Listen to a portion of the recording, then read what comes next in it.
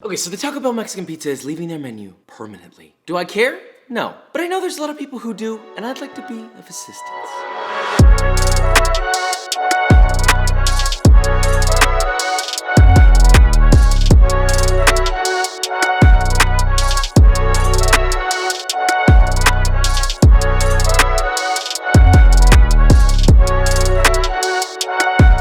Okay, so welcome back to But Better episode 21.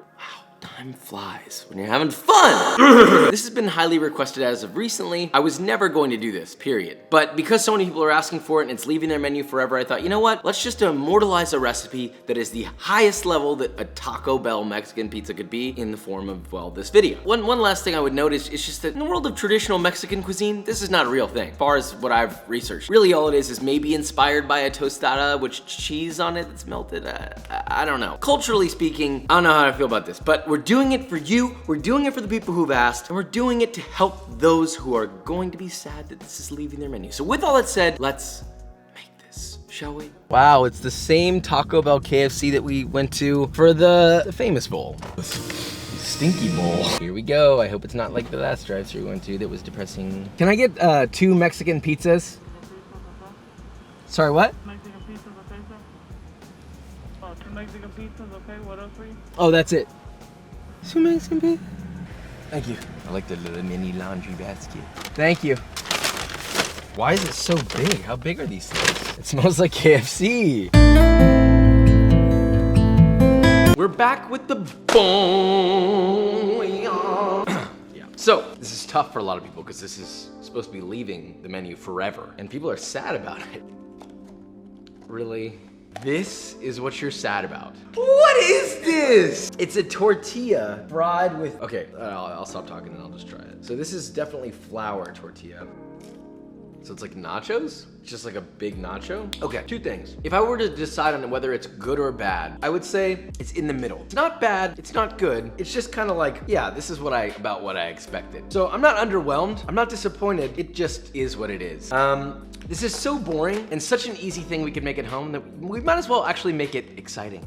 Let us begin our journey with the sauce. We've all got sauce in us, so let's bring it out. In a 12-inch skillet, heat over medium heat, add in 6 ancho chilies and 5 guajillo chilies. Dry toast those for about 30 to 40 seconds or till fragrant, but not blackened. Then remove from the pan, and separately you're gonna slice 3 Roma tomatoes in half and quarter 1 sweet onion, but leave the root attached so it doesn't get all floppy and annoying. Get enough oil in your pan just to coat the bottom, and heat over medium-high heat till very hot. In batches, char each of those vegetables, cut side down. Well, tomatoes are fruit, but you get the point. Make sure to do this in one layer until you get a light char on every surface. Once all of that is charred, rough chop your onion, leaving the root behind this time. Toss it in your pan with a tablespoon of oil, along with your tomatoes, 5 cloves of rough chopped garlic, 1 tablespoon or 6 grams of chopped fresh oregano. Saute just for a minute, then add your dried chilies, and only to realize your pan is way too small, upgrade to a larger and more beautiful pan, then add just enough water to cover, bring that up to a light simmer, and optionally you can add a cartouche, which I did here but is not entirely necessary. Now just simmer that until all the veg is super soft and the chilies tear easily. Now fish all your solids out, place them in a blender, and begin blending on high speed. Add a 1/4 cup or 60 milliliters of white vinegar, and potentially you may need to add some additional cooking liquid to loosen it properly.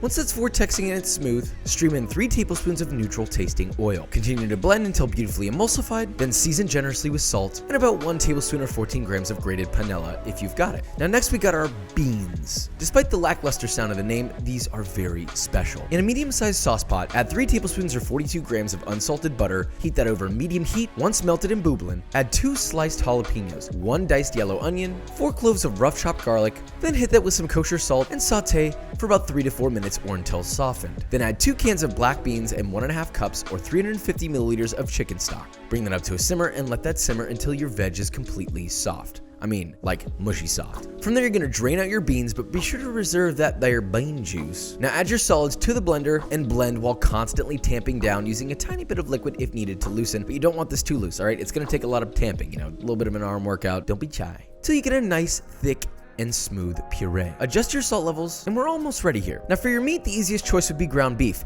Heat a dry stainless pan over medium-high, press in 1 pound of ground beef to coat the whole surface and let that sear until you get a nice brown crust, flip, and then repeat on the other side. Be sure to season it to taste with salt. Then using a potato masher, mash the beef until you get fine little pieces like so. Let that continue to cook and render out its fat until nice, brown, and crispy, or crispy, whatever, I feel like I say that too much now. From here, you can add any seasonings or spices you want. I hit this with some dark soy sauce and 2 cloves of rough chopped garlic. Now, if you don't want to use ground beef, you can really use any meat here. For example, if you wanted to use A5 Okinawa Wagyu, seared to absolute perfection, and then sliced so beautifully that it makes it feel like life is a movie, you could do that too. Not saying I did, but I did. And by the way, if you want to know where I sourced this, I got it from my homies at Regalis Foods. This isn't a paid sponsorship, I just like them and I get exotic ingredients from them. Now as for our tostada, I used the same homemade flour tortilla recipe as my Chipotle burrito video. The link will be in the description for that. This time it really will be, okay? Get yourself a 5-quart pot and fill it up about halfway with canola oil. Heat that bad boy to 350 degrees Fahrenheit or 175 degrees Celsius. Then one at a time, drop a tortilla in there, laying away from yourself unless you want to get a nice little splash to the face with hot oil. Feels good. That's a joke. Don't do that. Very dangerous. Fry that for 1 to 2 minutes or until it begins to get a little bit stiff, then flip her over and fry on the other side for another minute or 2 or until the bubbling subsides and stiff throughout. Drain on a wire rack set over a baking sheet and immediately season these with salt while they're still hot and repeat with the rest of your hurricane tortillas. Okay, so now we're ready to assemble. Grab a fried tortilla and spread on your black beans, hit that with a drizzle of your chili sauce, add your ground beef, and top with another fried tortilla. Now on top of that, you're gonna add a generous amount of grated cheese. This is a mix of cheddar and Monterey Jack. Now sure, you could broil this, that's very civilian of you, but you could also just melt it with a big blowtorch. The link in the description for mine will be there as well. Add another drizzle of your chili sauce, followed by some fresh crumbled cotija cheese, pickled red onions, and garnish with some fresh cilantro leaves. Now just by looking at these two, I mean, yeah, TB is in trouble here today. What do we even call mine? I really dislike the original name, Josh's Weird Cheesy Tostada. That's much better than Taco Bell's. Okay, so visually, yet again, this is one of those things where we've got this beautiful tostada. Not much to say, so listen carefully. You know when you try something for the first time and you eat it and you're just like,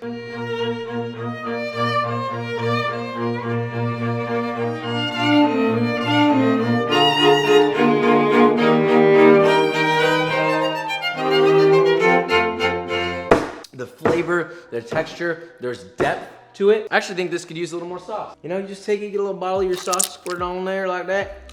A symphony. As usual, I'm biased. I always feel like we won, so we need a taste tester. Vikram, today is your day to shine. Salute, Bagman. All right, today you're gonna dodge a knife. Oh my god. I peed only a bit. So number 1, I'm gonna place it in your hand. Get that as little you can. That's fine. Sure. Okay. Carefully. Ew. All right. Yeah, it was this one. You already, I mean, it's so obvious which one's mine because it's so much fatter. Yeah, this one has so much more depth. I mean, it's not a competition. This is miles out. I don't even like beans, but these are some good beans. Long story short, ours is a little bit messier, but at the end of the day, we won. I know the first thing people are gonna say is like, but Josh, I could just go through the drive-thru, it's so much easier. No, you can't, because it's gonna be gone in November forever. So you will make this, right? But do you want to know what won't be leaving the menu permanently? B-roll.